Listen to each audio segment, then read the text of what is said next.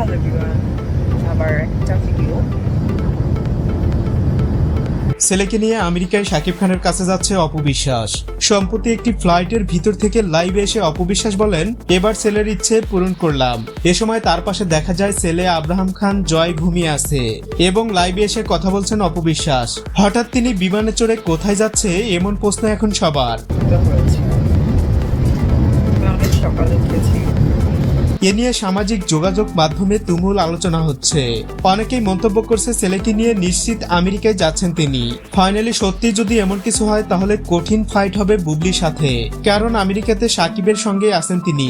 So এটা আর বলার অপেক্ষা রাখে না কি হতে চলেছে।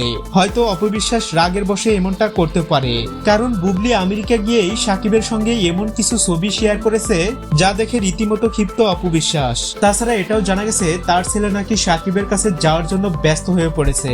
এখন দেখা যাক মূল ঘটনা কি, এটা জানা যাবে অতি শীঘ্রই।